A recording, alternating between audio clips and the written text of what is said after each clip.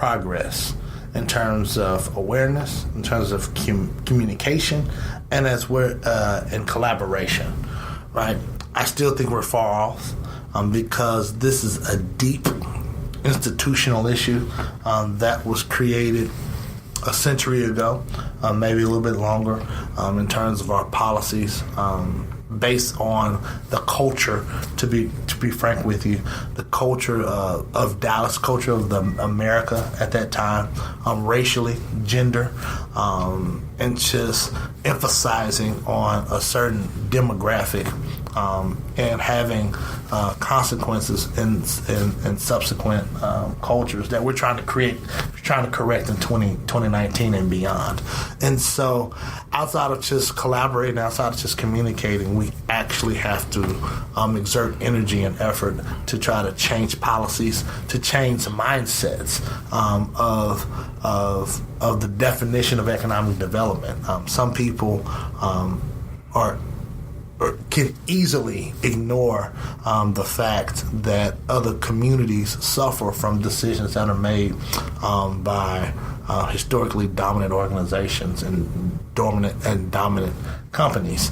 And so by us kind of slowing down a bit, trying to build relationships with specifically African-American business owners, with main corporate players, as well as partnering with non-African-American business owners so that we can provide infrastructure, provide businesses, and quite honestly, provide a depth of capacity for businesses so that they can hire their family members, they can create jobs for people in the community, so that each one of us can reinvest and have a stake in the development of Dallas. That's still needed. And I'm hopeful, cautiously, because it's really easy for us to get sucked into this gravitational pull of comfortability that Dallas historically has created. And you have, you talked about institutionalism and the institutional nature of the problems we have. There's so many ways that has manifested. I think even how the city was knitted together when you have our southern areas who were independent cities, like Pleasant Grove, Piedmont, even Oak Cliff, Urbandale, Oak Cliff, which were totally separate cities that have had to then integrate into the city. We have the division of the river that also is not good. But then you also sat on the city plan commission, where you can also see policies and activity that also does not help this problem. Right. And as you're about to, I was about to say something, but I'm glad you started. The solution, I'm going to start with the solution and I'll go backwards. The solution is be engaged. Right. I was a proud member of the City Plan Commission for 2.5, 3 years, serving as vice chair for 2 years. Making sure you gave yourself pride. Well, I mean, it was, and definitely it was an eye-opening experience. I learned several things. One, that we do have different backgrounds, and two, all of our perspectives are impassioned and are valid. But three, even though we may not agree, we still work together for the betterment of the city. And so it's really important for historically disenfranchised. I'm going to talk specifically to African Americans. I'm in Dallas, who have had policies written against us and our economic future in the past, to acknowledge, know the past, have a plan to make your community great, but also be in positions where you can collaborate, learn from their perspectives, and be able to meld ideas so that it can be mutually beneficial for the city. And I think that's important for us to do, because my experiences on the commission showed me that I don't have the answers to everything, that my perspective could be tweaked if I can learn from the other side why someone thought that, and then impart my perspective so that we can have a better solution. Well, man, we appreciate you for taking a little time out of your busy schedule. I try to keep up with you, but it's hard. We're Fitbit friends, and I can never catch up with you on steps because you're so busy. And I promise you, I don't put my Fitbit on a dog and just run around. I don't know. I mean, you stay at least 15,000 steps ahead of me. So, but I'm planning to come for you with this weather getting good. But no, we appreciate you for taking some time out and all the work that you do. We only scratch the surface of a lot of things that you do. That makes you have to invite me again. We would get you. I'll take that under advisement with my co-host. Understandable. When the production meeting, there is a process, and I know you have such a long list. Yeah, we got a list. Everyone wants to deconstruct Dallas with you all. Well, we love it. And we love it. We got more. Hey, let us know. Send us a tweet if you want to be on Deconstructing Dallas. But if people want to find you, speaking of which, if people want to find you on social media or anything like that, what's the best way? All of my handles, IG. I like to say IG because my students taught me. It's not Instagram. Professor Matt is IG. Okay. Yeah, you're not old enough to be sounding like old people. So you start using the right words. IG, Twitter. My handle is at Mr. Matt Houston, at Mr. Matt Houston. You can also find me on Facebook. On my page, I have a public figures page as well as the Porch with Harrison Blair and Matt Houston. Or you can email me at any time at matt.houston, HOUSTON, at mlhenterprises.net. Appreciate you, man. Frat brother, friend, Matt Houston, and we will do this again. Appreciate you. All right, this is Deconstructing Dallas. We will be right back after this.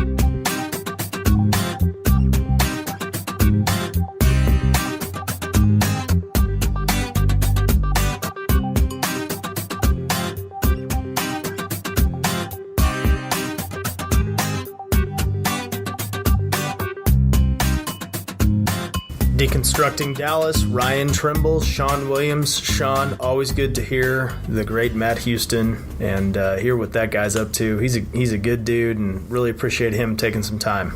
Yeah, it's good to hear him talk about his family and what his family's done as it relates to entrepreneurship, as it relates to being a part of Dallas. And I can definitely say he is continuing the legacy. He's doing great things in our city. When they're important things going on and when there are opportunities to serve, he answers the call. So it's great having him on our show, and even better being a friend. Well, Shawn, we teased this in the opener, but you, sir, got to spend the evening last night taking in Hamilton. Yeah, we are season subscribers this season and last, and a big part of why we even subscribed was to have the opportunity to see Hamilton. I didn't think that we would see it before this year. But Malia and I, my daughter, went to Chicago to see Hamilton last year. But we were just excited to go last night. They suggested that you arrive an hour and a half early, which we did, and I'm glad we did. It was packed. It took like 15 minutes to go through the souvenir line beforehand. Wow. They had documents there, historical documents from Alexander Hamilton and from the period. And, there are people who love the show, obviously, but to see the show, even if you know the songs like we do, I am blown away by the costume design of the show. I am blown away by the production and the sets in the show. It's like whatever. I have never talked to anyone who went in and who saw for the first time the show and was like, it was pretty good. I mean, everybody has a huge reaction. It's a great story that was really put together well by Lin-Manuel Miranda. And I saw the book. I read the book. I believe it's Ron Chernow's the author of the book. Mm-hmm. It's a really thick book, but it it gives even more background on the life of Alexander Hamilton and what the period was like, when the country started. So anybody who has a chance, my mom made a last-second impulse buy and got a seat and went with us last night and was really excited. I would suggest you get a chance to go see it because it'll be here till the beginning of the first week of May, I think. It'll be in Austin soon. I think next year it comes back to Fort Worth, which I'd probably go see it again. Yeah, well, count me in. And if you're going to buy tickets, let me know. I remember 2 seasons ago when you were like, yeah, I'm buying tickets for this. And I was like, man, that seems so far away. And here we are, Shawn. So yeah, time flies. Great foresight. But the other thing is we've seen a lot of other great shows. So shout out to Dallas Summer Musicals because we've seen a lot of great shows this season. I think we mentioned already. We saw Anastasia. And then Aladdin will be here this summer, which we're also looking forward to. So definitely anyone who's interested, getting a little culture in your life, supporting the arts here in Dallas, which could always use more support. Yeah. Become a part of the Dallas Summer Musicals. That's all I'm saying. Well, speaking of great shows, thank you all for listening to our little show here. And we've got some great shows coming up. I know we're still chasing down Kate Weiser. We got Kate Weiser. We got Jennifer Starback Gates that we're planning to speak with in the very near future. We've got former Dallas Cowboy Timmy Newsome coming on with us very soon. And then we are going to re-record the Lost episode with Renee Hammond from Mayor Mike Rollins' office. Well, it's exciting stuff, Shawn, so I'm really looking forward to it.